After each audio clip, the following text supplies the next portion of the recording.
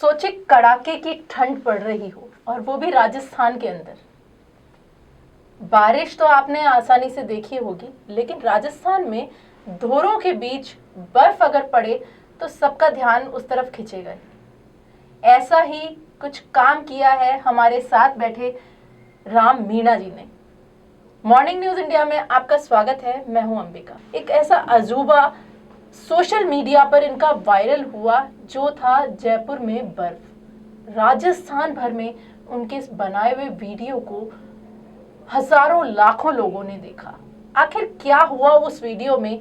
जयपुर के हवा महल हो, ईसर लाट हो या और भी कई सारी ऐसी बिल्डिंग हो जिन्हें हम देख सकते हैं बिना बर्फ के, लेकिन क्या हो अगर उसके ऊपर बर्फ की चादर जमी हो। वही बर्फ की चादर जमाने का काम किया हमारे साथ आज जो मौजूद है राम मीणा जी। जानते हैं आखिर ये बर्फ का कॉन्सेप्ट उनकी जिंदगी में किस तरीके से उन्हें क्लिक किया और क्या रहा उनकी जिंदगी का सफर।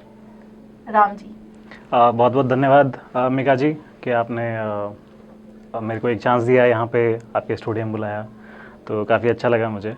और अगर मैं बात करूँ इस जो वायरल चल रहा है इसकी, तो वैसे तो फीवर ही वायरल होता है, बाकी कुछ चीज़ें आजकल इंस्टाग्राम पे भी वायरल होने लग गई। तो आज से महीने भर पहले की बात है, शायद महीना भर भी नहीं हुआ, नवंबर की बात है।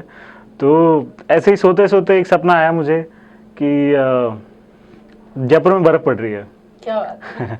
अब जयपुर में बर्फ़ पड़ रही है। अब मैं ठहरा इंस्टाग्राम वाला आदमी, तो मैं तो कैमरा उठाया और मैंने कवर करने के लिए पहुंच गया वहीं पे। और अब था क्या, वो तो सपना था। अब जब मैं उठा तो एक्चुअल में ऐसा कुछ था नहीं। तो अब इसको कुछ दिन गुजर गए इस वाली बात को, और वो अब वही है ना कि कोई चीज़ आप देख लेते हो, कर लेते हो, तो कई बार वो आपके दिमाग से जाती नहीं है। सबकॉन्शियस माइंड में हाँ, सबकॉन्शियस माइंड में वो कहीं ना कहीं आपके डेवलप होती रहती है बेसिकली। तो ऐसे डेवलप होते होते एक दिन ऐसे ही फिर विचार आया कि क्यों ना इस चीज़ को थोड़ा सा करके ट्राई करके देखें कि क्या पॉसिबल है जयपुर में बर्फ़ पड़ना। तो अब मैं कोई साइंटिस्ट तो नहीं हूँ खैर, बट ठीक है, थोड़ा फोटोग्राफी और टूल्स पे थोड़ा सा हाथ बैठा हुआ है, तो ठीक है, मैंने कुछ तिकड़म बिठाई और गूगल वगैरह पे सर्च किया, और फिर एक फाइनली मेरे को जाके एक एप्लीकेशन मिली, और वहाँ पे एआई आजकल बहुत ज़्यादा है ट्रेंडिंग में। तो मैंने कहा चलो हम भी थोड़ा सा लुफ्त उठा लें, थोड़ा सा यूज़ कर लें, थोड़ा सा इस्तेमाल कर लें। तो तभी मैंने फ़ोटोज़, एक आधी फ़ोटोज़ उसमें डाली, और उसमें से जो रिज़ल्ट निकल के आया वो मतलब मेरे लिए तो बहुत वो शानदार था। उसमें से गिनी चुनी जो फेमस लोकेशंस हैं जयपुर की, जिनके शॉट्स मेरे पास ऑलरेडी पड़े थे, उनको मैंने डाला एआई टूल में, और वहाँ से जो रिजल्ट निकल के आया वो मैंने डाला इंस्टाग्राम पे। तो ये आपके पर्सनल शॉट्स थे जो आपने डाले? ये मेरे पर्सनल शॉट्स थे, ये सारे शॉट्स मैंने ही क्लिक किए हुए थे। और ये थ्रू आउट जो मेरी जर्नी है उसी का पार्ट है, क्योंकि सबका टाइम फ्रेम सेम नहीं है, सारे शॉट्स अलग अलग टाइम के लिए हुए हैं।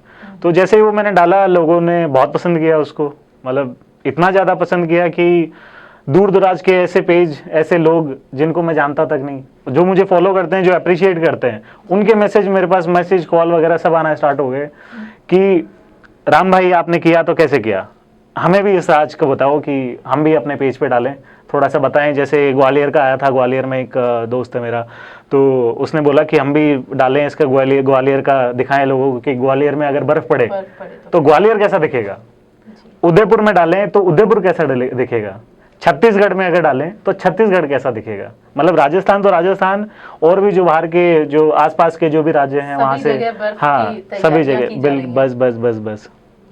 तो काफ़ी अच्छा रिस्पांस मिला, नो डाउट।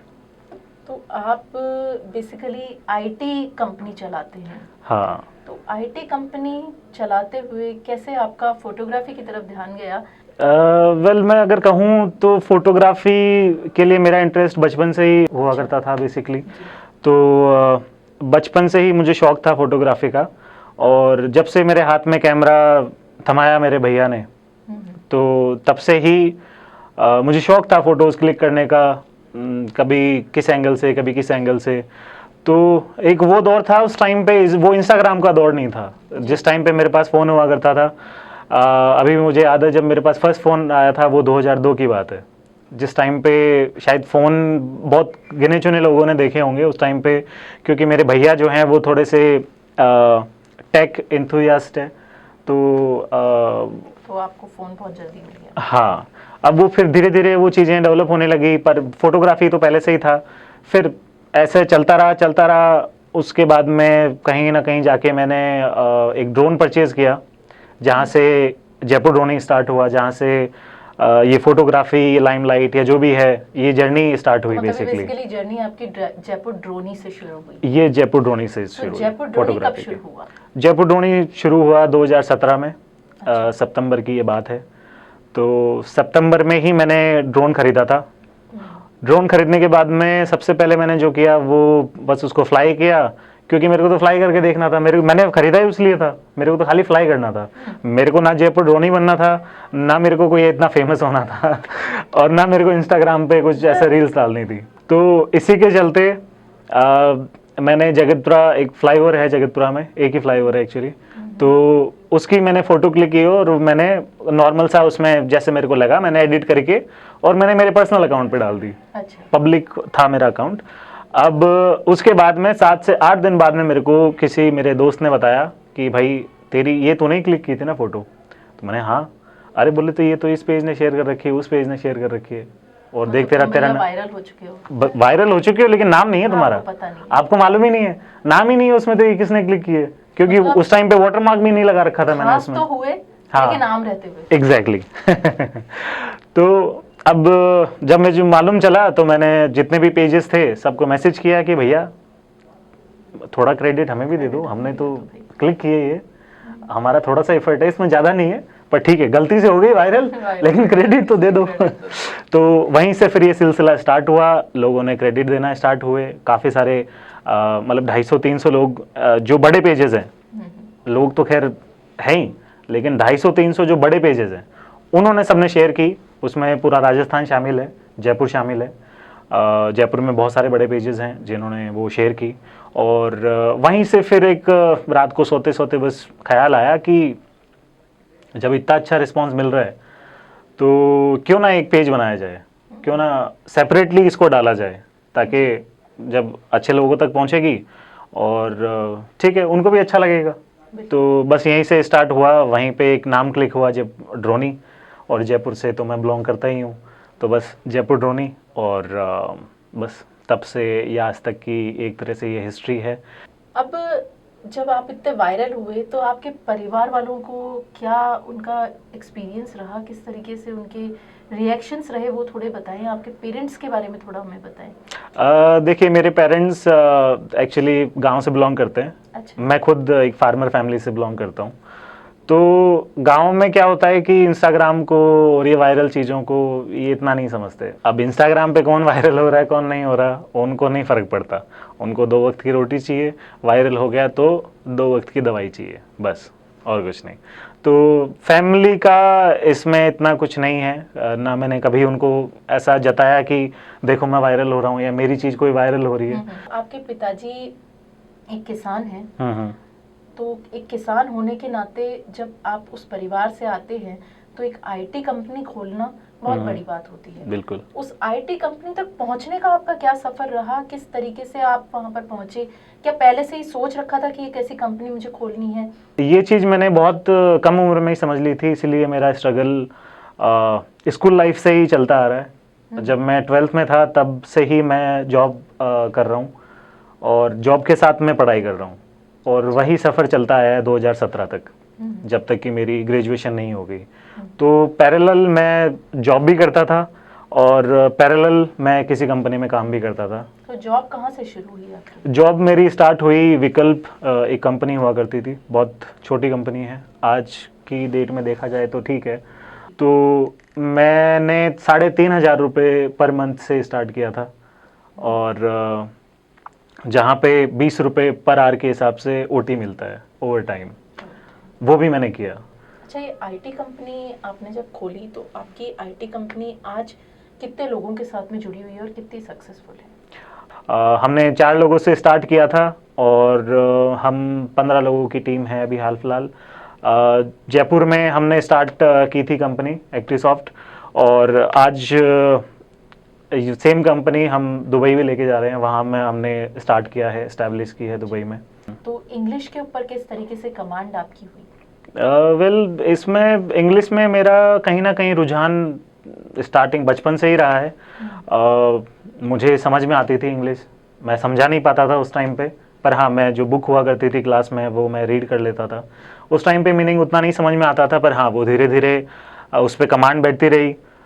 धीरे धीरे मैंने खाली उन्हीं चीज़ों को देखा, परखा, समझा जो मुझे इस चीज़ में काफ़ी इंटरेस्टिंग लगती थी। जैसे हॉलीवुड मूवीज़ में देखता था, तो धीरे धीरे मैंने उनको हिंदी में देखना स्टार्ट किया, पर धीरे धीरे वो कन्वर्ट होती गई। धीरे धीरे मैंने वो फिर इंग्लिश में देखना स्टार्ट किया। अब बात करते हैं हम आपके जयपुर ड्रोनी के सफ़र की। जो जयपुर ड्रोनी के लिए आपने ये वीडियो बनाया, उसे एडिट किया, जयपुर में बर्फ पड़ी, तो ये बेसिकली किस तरीके से आपने किया इसको, कैसे फोटो तैयार की, किस तरीके से वो वीडियो बना, क्या रहा उस खास एक वायरल वीडियो का सफर आपका? अगर मैं जो रिसेंट का वीडियो है स्नोफॉल वाला, अगर उसकी मैं बात करूं, तो जैसा कि मैंने बताया कि एक सपना था जिसको मुझे खाली पूरा करना था। इंटेंशनली नहीं था, लेकिन हाँ वो बस सबकॉन्शियस माइंड में चल रहा था कि हाँ ऐसा कुछ होना चाहिए, ऐसा कुछ होना चाहिए। तो उसी को लेके बस जो मेरा पास डेटा था, जो मैंने फ़ोटोज़ क्लिक की हुई थी जयपुर की, उनको मैंने उठाया, एक AI सॉफ्टवेयर की मदद ली और वहाँ से मैंने वो फ़ोटोज़ निकाली। और निकालने के बाद में मुझे वो बहुत अच्छी लगी फ़ोटोज़, तो बस फिर क्या था, फिर तो डालनी थी इंस्टाग्राम पे। कि आपके ये जो ड्रोन है ये आपकी शादी को भी बहुत डायरेक्टली छूता है। एक संडे का दिन था, अब संडे को सभी फ्री रहते हैं, मैं भी फ्री था और जो मेरी धर्मपत्नी है वो भी फ्री थी। उस टाइम पे धर्मपत्नी नहीं थी, वो प्रियंका नाम है उनका जी। प्यार से नैना बुलाता हूँ उनको। और नैना की नैनो में खो गया। और वैसे जो कुंडली मिली थी वो सिया के नाम से है, तो राम और सिया। राम और सिया, वाह। हाँ, तो काफ़ी लड़कियां देखी, और मैंने तो क्या देखी, मतलब घर वालों ने काफ़ी लड़कियां देखी, बट कहीं पे कुछ बैठ नहीं रहा था, और वो बैठता भी कैसे, वो उसको बैठना ही नहीं था। तो फिर मैंने घर वालों को इसके बारे में बताया, जब इसका नाम सिया नहीं हुआ करता था, पहले प्रियंका नाम हुआ करता था। तो घर वालों को बताया, थोड़ी सी आनाकानी हुई, बट कहीं ना कहीं चीज़ें फाइनलाइज्ड हुई। और उसके बाद में जब कुंडली मिलाई गई, तो जो ओरिजिनल नाम था इनका, उससे कुंडली नहीं मिली। रीज़न बीइंग कि इनका नाम एक्चुअली जो कुंडली होती है उसके अनुसार नहीं रखा गया था, ऐसा कुछ बताया पंडित जी ने, हमें तो नहीं मालूम। तो उसके बाद में फिर उन्होंने बोला कि एस से नाम रखो, से नाम होना चाहिए। तो से नाम था, लोगों ने सजेशन दिए, सीता रख लो, ये रख दो, वो रख दो।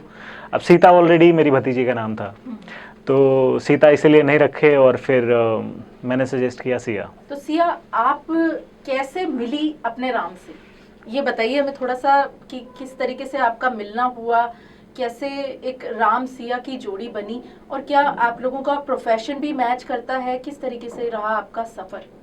हम लोग मिले तो म्यूचुअल फ्रेंड के थ्रू थे।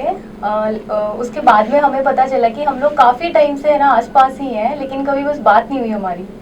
तो उसके बाद में फिर पहले तो फ्रेंड्स ही थे, फिर उसके बाद में धीरे धीरे चला, तो हो गई थोड़ा सा समझ में, बैठने लग गई, एक दूसरे की अंडरस्टैंडिंग बैठने लग गई। तो फिर उसके बाद में ही सब चीज़ें स्टार्ट हुई थी। फिर घर पे बताया, मैंने इनको बोला था पहले कि अगर जॉब लग गई तो अपन आगे करेंगे चीज़ें, अदरवाइज़ नहीं हो पाएगी। फिर उसके बाद में घर वालों को बताया, जॉब लगी पहले बीच में, और फिर चलता रहा जैसा। कंडीशन कुछ ऐसी थी कि इनकी जॉब नहीं लग रही थी, मतलब इनका रिजल्ट नहीं आया था बेसिकली। मेरे घर वालों को बहुत जल्दी थी शादी की, तो वो कहीं ना कहीं रिश्ता देख ही रहे थे, और इसकी जॉब नहीं लग रही थी। तो वो कंडीशन कुछ ऐसी हो गई थी कि अब वो समझ में नहीं बैठ रहा था, करे तो करे क्या। अब मैंने भी बताया घर वालों को इसके बारे में कि ऐसा ऐसा है, बट वो बोले कि या तो हाँ बुलवाओ, अभी करवाओ, नहीं तो रहने दो। अब जब तक, अभी इसका ये है कि जब तक रिजल्ट नहीं आए तब तक मैं मेरे घर वालों से बात नहीं करूं। तो वो कुछ सफ़र इस टाइप का रहा। अच्छा, ये ड्रोन का सफ़र किस तरीके से रहा आपकी लव लाइफ के बीच में, वो भी थोड़ा बताएं हमें। शायद एक किस्सा है कि आपने एक ड्रोन भेजा था सिया के घर पे। तो एक संडे की बात है, संडे के दिन मैं भी फ्री था, ये भी फ्री थी, और सर्दियों का टाइम था। सर्दियों का टाइम, हाँ सर्दियों का टाइम था, बट इतना नहीं, ठीक ठाक सा टाइम था, सर्दियाँ भी इतनी नहीं थी। धूप तो थी उस दिन, तो मैं गया छत पे, मैंने ड्रोन फ्लाई किया और इसके घर पे भेज दिया और इसको किया फ़ोन, एक बार छत पे आना। अब ये छत पे आई तो इसने बोला हाँ बताओ क्या हुआ। बस थोड़ी सी देर रुकी और उतनी देर में तो ड्रोन इनके ऊपर। अब ये तगड़ी वाली खुश कि तुमने ड्रोन भेज दिया यहाँ पे। मैंने बोला हाँ। और ये एक्चुअली किस्सा बाद में एक दो लोगों ने पूछा भी, मतलब ऐसे होता है कि दोस्त वगैरह, इनके दोस्त वगैरह ने पूछा इनसे कई बार कि ऐसा हुआ है मतलब तेरे लाइफ में कि राम ने ड्रोन भेज दिया हो तेरे घर पे या तेरे पास में। तो इसने बोला हाँ ऐसा हुआ है ना। एंड देन बी लाइक हाँ सच में। सिया, आप बताएं कैसा लगा आपको जब आपके सिर के ऊपर आपने ड्रोन देखा कि भाई बिल्कुल मेरे पास ही पहुंच चुके हैं राम? हाँ, मुझे लगा ऐसा और मैं उस टाइम पे बहुत ही ऐसी शॉक सी हो गई थी। मैंने कहा तुमने वहां से यहाँ पे ड्रोन भेज दिया है, क्यों, मतलब किस लिए भेजा है ऐसे ही? तो मतलब अच्छा लगा था मुझे भी कि ऐसा लगा बहुत पास है ये मेरे उस टाइम पे। मतलब पेट में तितलियां घूमने वाला वो सीन था शायद।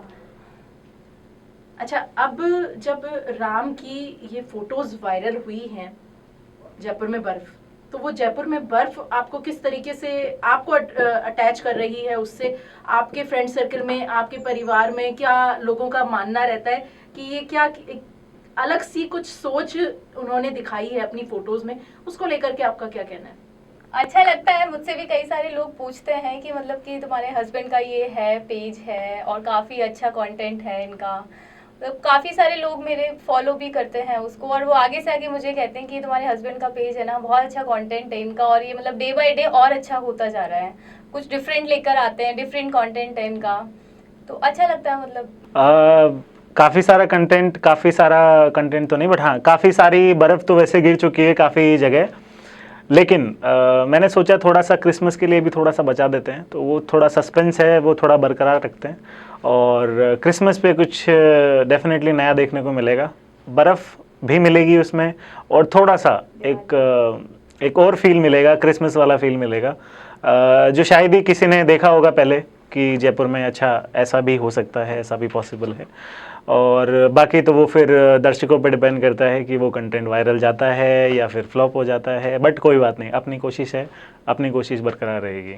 मॉर्निंग न्यूज इंडिया में आज हमने जाना कि कैसे राम मीना जी ने अपना सफर शुरू किया और जयपुर में बर्फबारी की।